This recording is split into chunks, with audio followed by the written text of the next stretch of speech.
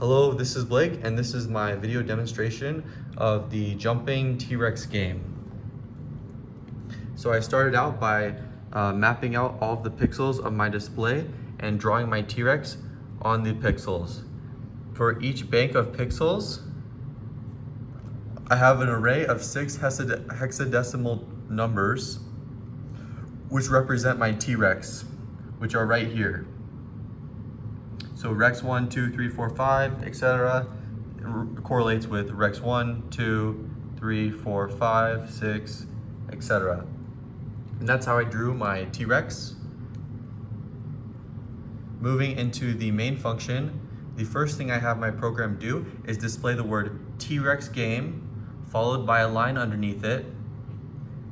And below that, it says the word starting with a colon. And then it says 3, waits 1 second, then 2, waits 1 second, then 1, and then goes to the main while loop. So I'll just display that right now. T-Rex game, line underneath, starting in 3, 2, 1, and then it jumps to the main while loop. Okay, in this main while loop, I have this interrupt flag, which is essentially determines when the T-Rex has been hit, the interrupt flag goes high, and then that takes you to the restart screen.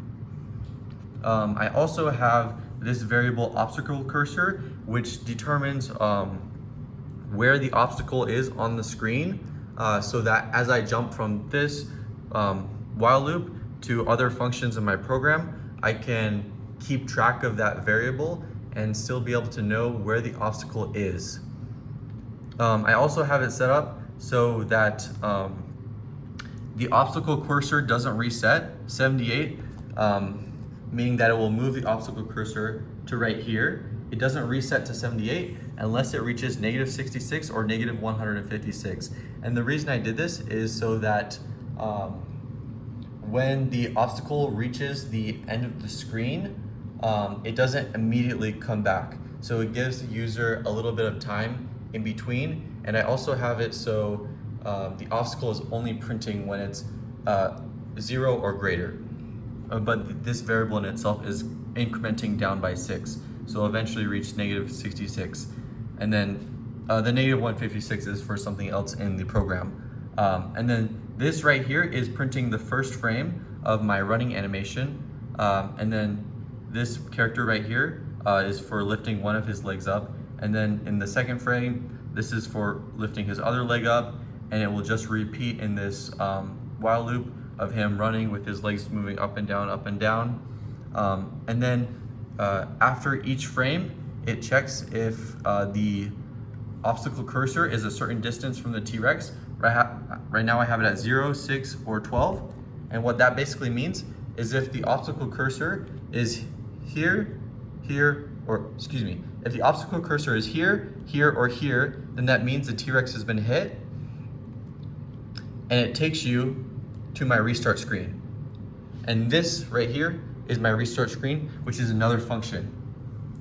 Alternatively, I have an interrupt, which when you press the interrupt will turn this interrupt flag to high, and then take you to the function button pressed handler.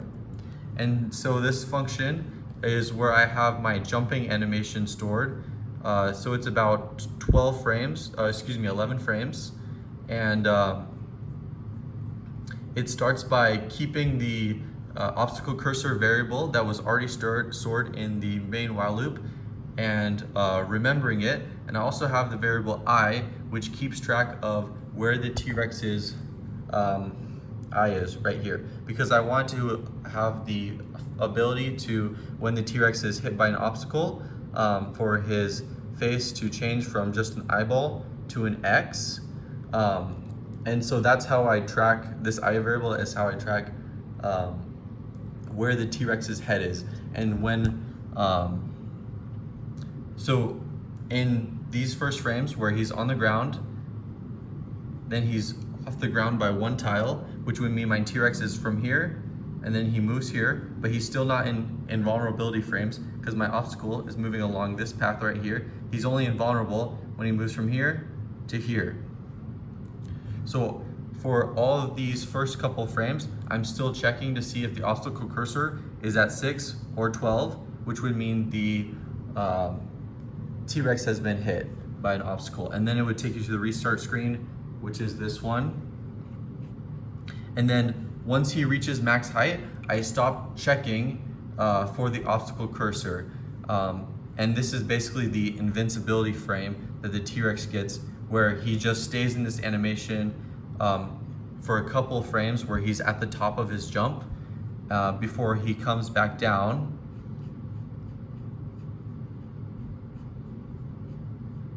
And then he starts coming back down in this frame, and at this frame he will be going from here to now being here.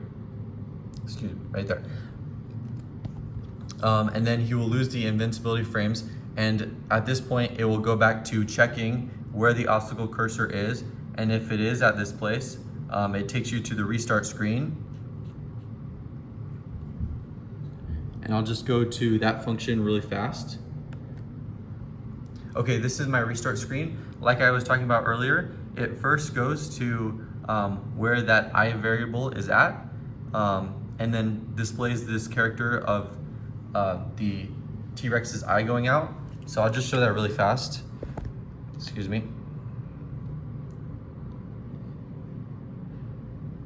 So the T-Rex goes and then he gets hit and then his eye turns into an X, and that's because of the eye variable right here. And then I have a slight delay where it stays with that screen with the T-Rex having an X in its face. And then it transitions to the next screen by clearing, and then it displays score.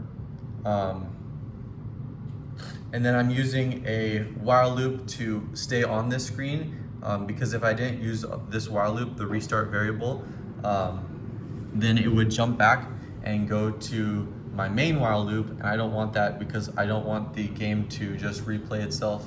I want for the user to be able to see their score. So this prints score, which is that right there, and then using some